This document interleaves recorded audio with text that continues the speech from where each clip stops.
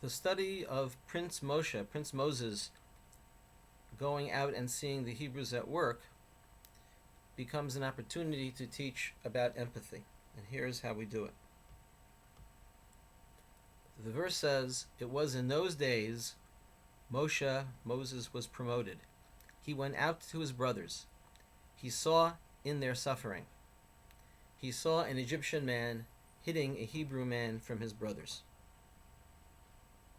So I asked the students to notice anything that's odd from the Torah's words.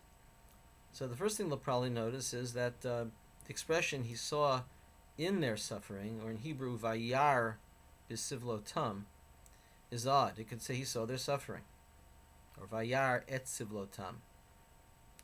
Also, brothers is mentioned twice here. He went out to his brothers. He saw the Egyptian man hitting a Hebrew man from his brothers. What's the Torah's point? What's going on here? Right? So these are actually the questions that are asked by the medieval commentary Rashi, Rabbi Shlomo Yitzchaki. Why does it say he saw in their suffering, and why does it say his brothers twice? These are odd things about the verse, oddities that the children themselves notice, and we discuss it. Here's what Rashi says. He gave his eyes and his heart. This is Moses. Moses gave his eyes and his heart to be disturbed about them. I asked the students what Rashi is trying to say. He's explaining what this means, but what is Rashi saying? And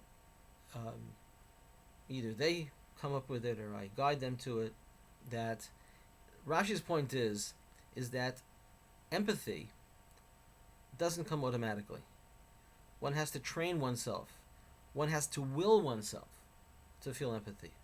There are times when we see a sight that we should feel bad about, a person is in trouble, but for whatever reason, maybe we feel we can't help, or we're not in the mood to help, we turn away, we turn our eyes away.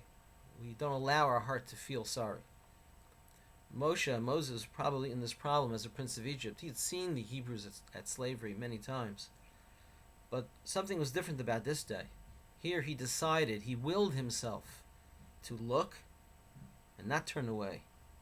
He willed himself to feel and not to be numb, to be disturbed about them. His eyes and his heart. His awareness and his feeling. So Rashi's answer is, he saw it before, but now he decided to empathize. And the lesson is that feeling empathy is something that doesn't just happen, it must be willed.